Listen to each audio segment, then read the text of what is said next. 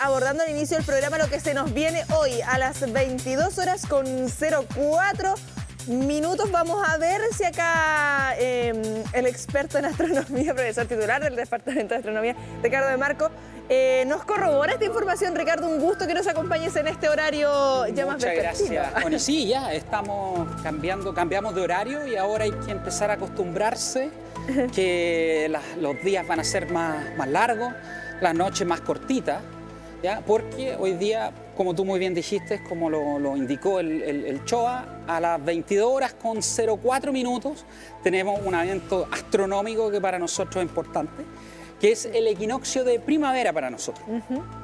¿Y qué significa eso? El equinoccio, que no es a diferencia del solsticio. Y lo otro del solsticio. Sí. ¿Ya? Y vamos a explicar un poquito de qué se trata. Para eso me conseguí este modelo, gentileza del Departamento de Astronomía de la Universidad de Concepción. Cuando llegaste, ¿sabes por qué hice esto? No sé si te diste cuenta cuando estaba conversando, hice como porque pensé que era como un globo, de verdad, así como muy... Pero no, es acrílico. Es un globo de acrílico, sí, no es inflable. Claro, no. pensaba que era algo como más translúcido. Creo que yo tengo uno inflable que no es tan bonito como esto. Esto es como... Esto es súper top. Más pro dentro del Mucho Departamento de más, Astronomía, que agradecemos que nos puedan colaborar. Hay que dar las gracias. Sí, agradecimientos a... Eso, y bueno, esto es una representación de lo que llamamos en astronomía la esfera celeste o la bóveda celeste. Aquí podemos ver las estrellas. De esta perspectiva las vemos dado vuelta, porque en realidad tenemos que imaginarnos nosotros ahí adentro. Ahí adentro está la Tierra. No sé si la cámara puede aquí mostrar, hacer un zoom. ¿Me acerco o la acercamos? Eso, ahí está, perfecto, ahí se ve muy bien. Tenemos la Tierra, ya, nosotros estamos en Chile, esto se puede mover un poquito. Ahí estamos nosotros en Concepción, no sé si alcanza a verse en la cámara, se ve clarísimo. Sacamos la idea en lo general. Claro, la Tierra gira en este sentido, así que el cielo siempre se mueve en relación a nuestro planeta, de este a oeste. ¿Ya? Así vamos girando. Claro. ¿Ya? Y las estrellas entonces salen de la cordillera y se ponen en el océano, producto del movimiento de rotación de la Tierra en torno a su eje. ¿Ya? Ahora, ¿qué es lo que hay que notar aquí? Porque aquí uno puede decir muchas cosas, pero el tiempo en televisión es muy limitado, así que vamos a ir directo al grano. Primero hay que entender que las coordenadas geográficas que tenemos, los paralelos y los meridianos terrestres, nosotros los podemos proyectar hacia el infinito en el espacio y crear una grilla de referencia también en el cielo. Esto es lo que vemos nosotros en la noche. En resumida cuenta, esto es cuando miramos al cielo, porque acá sí yo me ubico, a ver, y lo que te preguntaba delante, Sirio estaba por este lado. Sirio está aquí. Ya, ese aquí están las Tres Marías. Ya. Podemos girar aquí un poquito. Aquí está Sirio, la estrella más brillante que vemos en el cielo en verano desde nuestra latitud. ¿Ya? Es la estrella más brillante, aparentemente más brillante de todo el cielo. No es que la estrella sea intrínsecamente de la que se ve más brillante, de la que se ve más brillante para nosotros. ¿Ya? Aquí están las Tres Marías, que se conocen como el Cinturón de Orión. Aquí está Betelgeuse, que ya hemos hablado de Betelgeuse en el programa. Ahí se puede, para ir mostrando. Ahí se puede, exacto. Se diferencia. Después la volvemos dentro de las manchitas que se ven. Ahí, perfecto, muy bien, lo dejaste, pero preciso. Impecable. Impecable. Entonces, entre los paralelos terrestres, el más notable, el más importante es el ecuador. Claro. ¿Cierto? Y el ecuador terrestre, si lo proyectamos hacia el espacio, hacia el infinito, nos dibuja esta circunferencia aquí, que se conoce como el ecuador celeste. ¿Ya? Eso es lo primero que tenemos que notar. La Tierra gira alrededor del Sol en un plano que se llama el plano de la eclíptica, donde aproximadamente los demás planetas giran alrededor del Sol. Desde la Tierra, eso significa que para nosotros el Sol se está moviendo en el cielo durante el año, describiendo el círculo que corresponde a ese plano. Si ese plano de la eclíptica... ¿Cómo lo estamos viendo ahí? ¿Cómo lo estamos viendo ahí? Si este plano de la eclíptica... ¿Qué medio ovaladito esto? Aquí es ovaladito porque es en proyección. En realidad la órbita de la Tierra es muy circular. Ah, mira. Es muy circular. ¿Ya? Eso es lo que lleva a la confusión Sí, de que que siempre nos dicen la como- gente dice, sí, que la gente dice, ah, no, es que es invierno porque la Tierra está más Sí, lejos. y porque El está a- más lejos del sol y que hace No, más frío. sí, la distancia es casi la misma porque Ah, es muy circular. ya, Pero ya. ese plano, si yo lo proyecto hacia la esfera celeste, me va a dibujar otro círculo. Claro. ¿Ya? En este modelo, eso que está ahí no es la luna, es el sol. Ah, ya, lo que tenemos Entonces, aquí. el sol, doradito. aquí tenemos marcados los meses, ¿ya?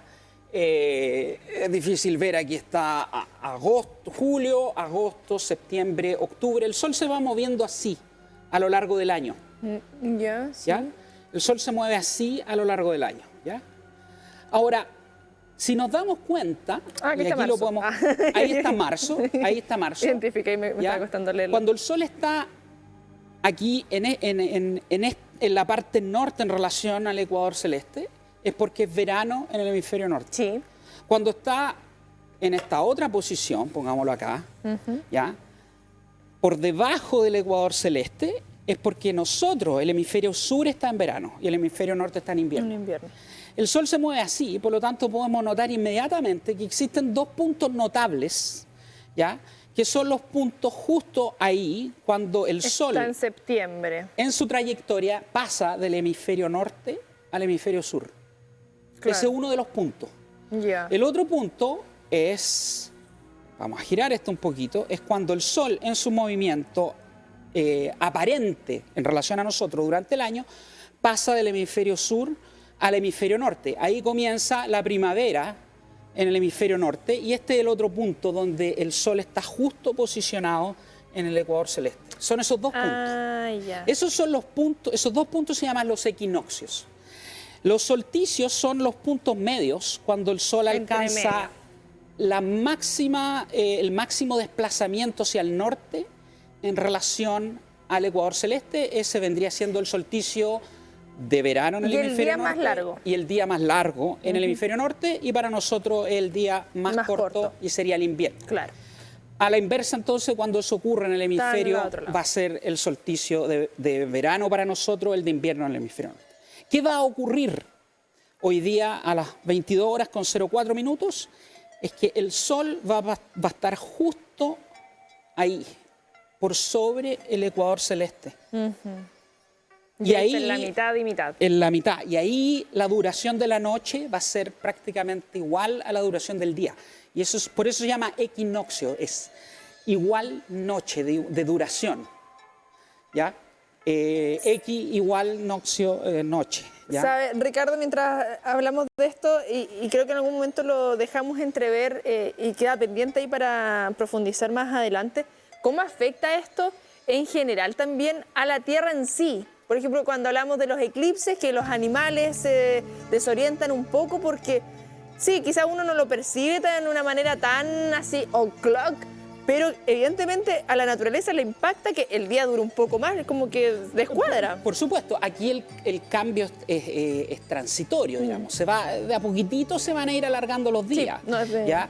En el caso de un eclipse es mucho más dramático porque el Abrupto. cambio de luminosidad ocurre en fracción de minutos. ¿Ya? Muy rápidamente se oscurece y muy rápidamente de nuevo vuelve la luz después de un lapso que dura la totalidad. Si es que uno está en la totalidad, si uno está en la fase parcial, uno ve la fase parcial, va a depender qué tan cerca de la totalidad es, qué tan notorio va a ser ese efecto. Pero esto es gradual, es muy gradual, ¿ya? Y nos vamos a ir dando cuenta que ya por ejemplo, antiguamente esta hora ya estaba oscuro. Todavía tenemos luz de sol y después vamos a ver que se va a oscurecer más cercano a las 9 de la noche. Va a ser mucho más agradable, podemos salir y disfrutar el día después del trabajo, sobre todo los días viernes. Está un poco Sí, bien, esta semanita corta, jueves, se va sintiendo ya el ambiente. Así es. Eso es lo que ocurre hoy a las 22. Eso es lo que ocurre hoy. Con 4 minutos, sí, vamos a ver ahí la amada u odiada primavera para muchas y muchos. Vamos a ver, con las alergias. Pero no es solamente lo que vamos a hablar, a mí me encanta. Esto lo quiero dejar aquí de adorno, de parte del set. Vamos a hablar con astronomía. ¿Qué está pasando con los astronautas? ¿Qué está pasando con los astronautas? Bueno, los astronautas están, por cierto, trabajando. Ellos hacen su trabajo, ya como el trabajo que hacemos nosotros aquí. Ellos trabajan y están trabajando en la estación espacial, ¿ya? Y ellos viven la vida ahí tranquilamente. Pero en realidad lo que ocurre es que los astronautas son siempre sometidos a... Testeos. ¿Perdón? Testeos, exámenes. En la Tierra, Sí, antes, claro. bueno, también en el espacio están súper monitoreados. Pero el tema es que ellos están trabajando dentro de una estación espacial, por ejemplo, que si bien está bien construida, con materiales diseñados para proteger a esas personas, ¿ya? El ambiente en el que se da todo es un ambiente muy hostil. El ambiente del espacio es un ambiente que no perdona. Y en particular, uno de los factores muy importantes que hay que considerar es el efecto de la radiación. ¿Ya? Hay mucha radiación de mucha energía que hay en el espacio, permanentemente. Es parte del ambiente espacial, es parte de la naturaleza espacial. Sí. Nosotros somos un ente extraño ahí. Nosotros estamos protegidos por esta atmósfera y sobre todo por un campo magnético. ¿Ya? Pero en el espacio Sí, estamos ahí. Más vulnerables. Mucho más vulnerables. Los astronautas que fueron a la Luna tenían que atravesar sobre unos cinturones de radiación que se llamaban los cinturones de radiación de Van Allen, ¿ya? Que están hechos por electrones. ¿Ya? Los electrones son partículas que... Recuerdo en el colegio algo. Están los electrones, los protones, los neutrones. Bueno, son electrones que viajan a mucha velocidad y tienen mucha energía, ¿ya? Y sobre todo si esos electrones se mueven y se aceleran, emiten también radiación de alta energía, ¿ya? Un cuerpo al desnudo en el espacio no es para nada una buena idea, no solamente por la radiación, sino que es porque pasan cosas muy, muy, muy malas que a lo mejor en otro programa podemos hablar qué le pasaría a un astronauta si no tuviera su traje. Que lo que vemos en las películas de Marvel ahí que andan en el espacio, eso no pasa. Eso es absolutamente imposible. Pero existen otro tipo de partículas, rayos cósmicos, que son, por ejemplo, protones, que se mueven muy rápidamente. Los protones eran los positivos. Los protones son los positivos, los electrones son los negativos. Sí. Muy bien. ¿Ya? Y núcleos de otro átomo, átomos de helio o átomos un poquito más pesados que el helio. Y todo eso, además de la radiación que viene del Sol por el viento solar, contribuye entonces a un ambiente muy cargado de radiación en el espacio. Por mucho que tengamos estos trajes que vemos ahí en imágenes. Siempre van a haber un poquitito de radiación, digamos, que podría afectar. ¿Cómo está afectando precisamente? ¿Cómo está afectando? Bueno, la NASA tuvo la idea de estudiar esto. Y esto cada vez se vuelve más relevante en relación a lo que está ocurriendo ahora, que estamos pensando ya en volver a la Luna, pero para quedarnos en la Luna, y la Luna no tiene atmósfera, así que ¿qué le va a pasar, por ejemplo, a los astronautas en el viaje largo hacia la Luna y en su permanencia en la superficie? ¿Ya? Entonces la NASA tuvo la idea cuando volaba con sus transbordadores espaciales, vamos a hacer pruebas de cómo afectaría esto a nuestros astronautas.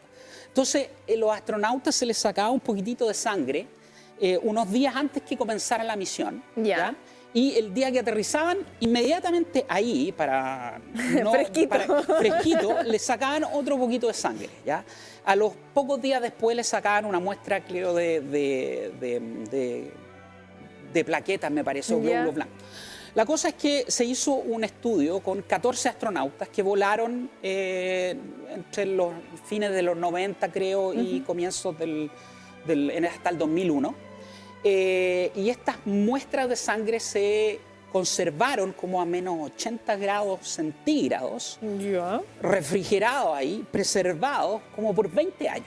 Entonces después empezaron estos estudios pensando en que, oye, pero realmente, ¿qué habrá pasado con todo ese el efecto? Exacto. Y lo que descubrieron es que se produjeron mutaciones ¿ya? En los genes extraídos del ADN, ¿ya? De células que se conocen como células STEM de la sangre. Las células STEM son unas células como muy, no sé si esta es la palabra correcta, hay que preguntarle a los especialistas, pero son como células muy maduras, ¿ya? Que tienen la capacidad de especializarse. Las células STEM, la gracia es que tienen toda la información genética disponible, toda la librería que hace un ser humano, y de repente algo se activa ahí. Yo no conozco muy bien el proceso, pero se activan y, por ejemplo, se transforman en una célula que se convierte en una célula del tejido cardíaco con propiedades elásticas que son capaces de contraerse y dilatarse, Y todo. por ejemplo. Hay otras células, en este caso, hay células que saben que tienen que transformarse en glóbulos rojos, otras que saben que transformarse en glóbulos blancos, otras que saben que tienen que transformarse en plaquetas. Entonces esa información está ahí, y eso está en los genes, en el ADN. Cuando lo estudiaron, se dieron cuenta que habían cambios, mutaciones, ¿ya?, en estas células, y son cambios que se llaman mutaciones somáticas, que son efectos que se producen con el tiempo, no tienen nada que ver con algo hereditario. ¿Ya? Son mutaciones que afectan a las células, pero que no afectan a las células que se utilizan para la reproducción, digamos. Por lo tanto, no son fallas, si tú quieres, que se puedan traspasar de generación en generación. Pero sí afecta a la célula en ese... ¿Y eso cómo afecta también o sea, uno empieza ahí a ir al fino, el funcionamiento? Por ejemplo, entonces, detectaron que hubo una cantidad muy chiquita, pero apreciable, ¿ya?, de cambio en estas células de los astronautas que podría, no es seguro, no es seguro, pero podría ser que podría dar lugar al desarrollo de algún tipo de cáncer, ¿ya?, o a enfermedades, digamos, del tipo cardíaca. ¿Ya? Mira. Entonces, lo que la NASA aprendió de esto, si bien han habido estudios que han mostrado que los astronautas que han muerto no se han muerto por causa, digamos, por exposición a la radiación del medio espacial. Los astronautas que fueron a la Luna en las misiones Apolo, las misiones fueron diseñadas para que el viaje fuera súper corto, ¿ya?, y los astronautas se expusieran lo menos posible. Y el conocimiento de esos años es totalmente distinto a lo que tenemos actualmente, la tecnología, como lo mete toda nuestra oportunidad. Entonces, pero se sabe que no están muriendo porque hayan sido expuestos a la radiación. Pero sí hay que estar alerta respecto a lo que puede, sobre todo con lo que tenemos patudamente planificado al futuro con estos viajes. Me acordaba mientras comentaba esto de Arrival, esta película de Amy Adams, La Llegada. Algunos sí la han visto cuando ingresan a estas naves y con estos trajes, porque hablaban de la radiación y todo lo que puede haber que no se sabía en ese momento, todo dentro de la ficción. Hablando de ADN y mutaciones... Ya que estamos hablando, justamente... ¿Seremos polvo de estrellas, Ricardo? Bueno, esa frase se dice todo el tiempo. Y efectivamente, o sea, a mí no me cabe la menor duda que somos polvo de estrellas, ¿ya? Y ahí tenemos la molécula fundamental que hay para la vida, digamos, que es el ADN, la molécula de ADN. Y ya hace algunos años se habían descubierto ya moléculas que son componentes del ADN en meteoritos. Ya, se había descubierto ribosa, ya se había descubierto guanina, por ejemplo. Son los nombres que me acuerdo. Dejé mi ayuda de memoria justo. Está bien. Ahí la hojita quedó. Por ahí quedó la hojita. Bueno, no importa, es lo que me estoy acordando. ¿Ya? Entonces, se habían descubierto algunos, no todos, y hasta ahora, hace poco en realidad, se terminó de descubrir todo el espectro de estas moléculas, ¿ya? La adenina, la citosina, la guanina, la timina, el uracil, ¿ya?, que forman, digamos, las bases nitrogenadas y también la columna vertebral de las moléculas de ARN y ADN.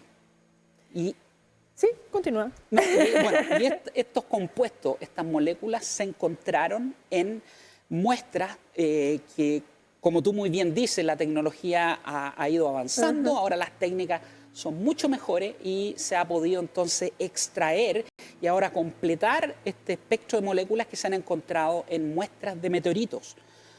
Pedazos de roca que han venido del espacio, han pasado por la atmósfera, han impactado aquí y hay gente que va, los busca. Mi pregunta es que esto es como el huevo o la gallina. Porque ¿dónde está primero? ¿Está en nosotros o lo que estaba en el espacio está en nosotros? ¿Nosotros estamos en el espacio? ¿Cómo es esto? No, yo creo que definitivamente, y aquí lo digo yo, y espero no equivocarme, pero definitivamente, de alguna manera nosotros somos un producto, ¿ya?, de procesos físicos, químicos, que han estado ocurriendo en el espacio, en el medio interestelar, pero también incluso nuestro planeta. No podemos aseverar 100% que estas moléculas que son fundamentales para la estructura del ADN o el ARN que componen los seres vivos, no estamos diciendo que exclusivamente esas moléculas vienen del espacio. También hay evidencia que cadenas grandes de ARN se pueden formar, y eso lo vimos en uno de los programas aquí, una de estas moléculas del ARN se pueden formar ¿ya? En superficies de vidrio volcánico. ¿Ya? El vidrio volcánico en presencia de otros compuestos favorece la formación de moléculas como ARN. Eso se ha visto en el laboratorio. El vidrio volcánico, la gracia que tiene es que es algo muy común en la Tierra muy primigenia. Una Tierra que estaba en formación, que había mucha actividad volcánica, que estaba siendo impactada, bombardeada constantemente por asteroides, por meteoritos, ¿ya? Y que en estos impactos, digamos, el material terrestre, digamos, se funde, la misma actividad volcánica también expulsa mucha lava, y esta se enfría rápidamente. Al enfriarse rápidamente se forma este vidrio volcánico. Y esto sirve como una especie de catalizador, lo que se ha visto, para la formación de moléculas, cadenas grandes de ARN, ¿ya? Bajo las condiciones correctas. Entonces, es posible que parte de estas moléculas se hayan formado aquí en la Tierra. Parte. Las otras pueden haber sido traídas perfectamente por meteoritos. Eso es lo que estamos aprendiendo ahora, que estas moléculas se encuentran en los meteoritos. Pero abre muchas interrogantes, esa es la gracia de esto. Bueno, ahí hay que seguir explorando, pero si tú tomas la molécula de ADN, por ejemplo, o la molécula de ARN, y ves tú de qué están hechos. Están hechos principalmente de átomos de carbono, hidrógeno, oxígeno, los elementos esenciales para la vida, básicos, que se encuentran en prácticamente todos los seres, los organismos vivos, se llaman los CHON, ¿ya? Por carbono, hidrógeno, oxígeno, nitrógeno. Ay. Y de ahí hay compuestos, hay átomos, por ejemplo, como el fósforo. El fósforo es fundamental para ayudar a producir la columna vertebral de esta doble hélice, que es el ADN. Sí. ¿Dónde se forma el carbono? ¿Dónde se forma el oxígeno? ¿Dónde se forma el nitrógeno? ¿Dónde se forma el fósforo? Todos se forman en el interior de las estrellas. Algunas de estas moléculas encuentran las condiciones adecuadas en el medio interestelar, en el medio entre las estrellas, y se forman ahí. Así como entre medio de aquí. Como entre medio de ahí, de los puntitos, justamente, ¿ya? Y de repente esas moléculas pueden formarse en la superficie de granos de polvo, ¿ya? Que después pueden dar origen a rocas más grandes. Se pueden formar en la superficie, ¿ya? De los átomos, esos átomos que están ahí presentes, y eventualmente estas rocas caen a la Tierra. Claro. ¿Ya? Los procesos, cómo se forman esas moléculas, involucran reacciones químicas con energía que están presentes en el medio interestelar. ¿Y eso tiene que pasar mucho tiempo? Es que me refiero, por ejemplo, no sé, a lo mejor es muy dentro de un pensamiento en voz alta. Si están estas rocas y al traspasar todas las capas que se peguen ahí dentro de ese viaje, ¿o tiene que ser dentro de...? Generalmente estas moléculas se forman antes y quedan incrustadas ahí dentro del material de estos asteroides. Hay que entender, digamos, que cuando estas rocas entran a la atmósfera terrestre, se van quemando y se queman de afuera hacia adentro. O sea, estas moléculas, estos átomos que hay ahí tienen que estar bien en el interior para haber sobrevivido el paso por la atmósfera terrestre. ¿Tenemos 2 láminas para mostrar, tengo entendido? Sí, justamente es que, claro, las 2 láminas en realidad era justamente de esto mismo. A ver.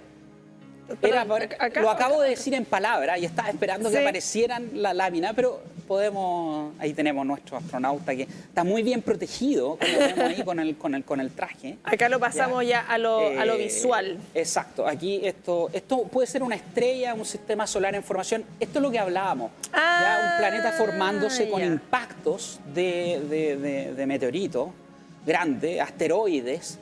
¿Ya? Y ese impacto libera mucha energía que funde la roca, ¿ya? Y puede producir entonces este vidrio volcánico, que es parte de este material que propicia también la formación de de estas moléculas, digamos. Aquí vemos fragmentos de... Algunos de estos se conocen como iron shales, que son unos fragmentos que quedan, digamos, de los impactos que se producen, digamos, entre estos asteroides, ¿ya? Y el suelo, la roca terrestre. Los iron shales creo que se forman producto del material fundido, tanto terrestre como meteorítico, que después se solidifican, se enfrían. ¿Es como tan brillante? Aquí está la figura. Aquí tenemos el ADN, perdón, el ADN, el ARN en mi cabeza. Sí, en español, en inglés. Del español al inglés. Y las estructuras son estos que llamamos como la columna vertebral, claro. son estas hebras, ¿ya? Sí. Que están hechas a base, digamos, de un azúcar y un fosfato. El fosfato es un compuesto a base de fósforo. Por eso es que el fósforo es muy importante, ¿ya? Y el azúcar, en el caso del ADN, es desoxirribosa. Ya. Y en el caso del RN es ribosa. Y la ribosa fue uno de estos compuestos que ya hace tiempo se descubrió, digamos, que estaba presente en estos asteroides. En particular, en un meteorito que cayó en Australia, que es muy famoso y se había ya detectado ribosa, ¿ya? Entonces, la diferencia entre el ARN y el ADN, además de las moléculas que conforman, sí. Esta es una doble hélice, esta es una única hebra, doble hebra, única hebra, es que, por ejemplo, el ARN tiene uracil, ¿ya? En lugar de timina, que tiene el ADN. Los otros compuestos, estos son comunes, son los dos, y son los que forman estos que se llaman las bases nitrogenadas. Adenina, exacto, la adenina, guanina, citosina, timina en el caso del ADN. Ahí no me estoy acordando del colegio. Adenina, guanina, citosina en el caso del ARN. Y ahora tenemos el espectro completo en estos asteroides que han venido de afuera. Ahora ya hemos encontrado uracil, hemos encontrado adenina, hemos encontrado guanina, hemos encontrado citosina y hemos encontrado timina. Y el siguiente paso, teniendo esto en contexto, ¿cómo ir avanzando en esta investigación de qué más podemos saber? ¿O cómo se nos abre el espectro ahí respecto a todo eso? Bueno, ahí hay que preguntarle, obviamente, yo trabajo en galaxias, pero lo que se me ocurre es que obviamente hay que seguir investigando esto. ¿Ahí fue encontrado? No, esta es otra imagen, pero este es un ejemplo, digamos, de una especie de asteroide. ¿Ya? De hecho, puede ser el asteroide que hace poco hubo una misión que fue a este asteroide y llegó a la superficie y sacó como una especie como de mano y agarró material y lo trae de vuelta. Comentaba acá, sí, me suena que algo que... Sí, no me acuerdo el nombre exacto de este asteroide, pero lo interesante es que imagínate, cuando lleguen esas muestras de vuelta a la Tierra y las lleven al laboratorio y se encuentran justamente adenina, timina, citosina, guanina, lo que significa... Sí. Eso podrían ser los siguientes pasos. Los otros pasos pueden ser en el laboratorio, tratar de recrear condiciones a ver cómo se pueden formar esas moléculas para entender un poco más el detalle. Ahí está todo lo que es la astroquímica, ¿ya? Que son temas muy interesantes, se escapan un poco aquí, por ejemplo, a la expertise. A la mía en particular, hay que preguntarle realmente a los expertos, pero aquí vemos una recreación, un dibujo de cómo pudo haber sido esto en una Tierra muy, muy incipiente.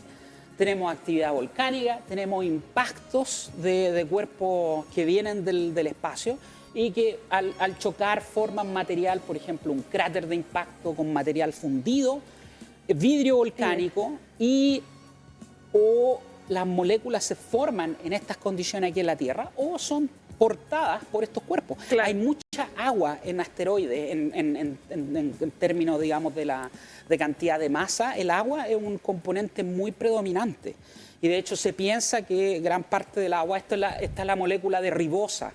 Lo que estábamos viendo en el hablando, la ribosa justamente una de las azúcares que forma esta hebra que se encontró en el meteorito que cayó en Australia, Murchison. Meteorito de Murchison. Me queda aquí como la mente demasiado. Lamentablemente el tiempo no nos acompaña, claro, porque podríamos estar aquí desmenuzando todo esto. Agradecida como siempre que nos acompaña acá en la comunidad. Se acabó. Sí, no, así de... Para que vea el horario PM pasa volando. Ya, ok, perfecto. Nos vemos la próxima semana. Nos vemos, sí, la próxima semana, como siempre. Muchas gracias por tenerme aquí. Sí, ahí que nos hace explotar la cabeza, ni te digo cómo están acá arriba, que quedan ahí hartas dudas, pero ya vamos a ir resolviendo.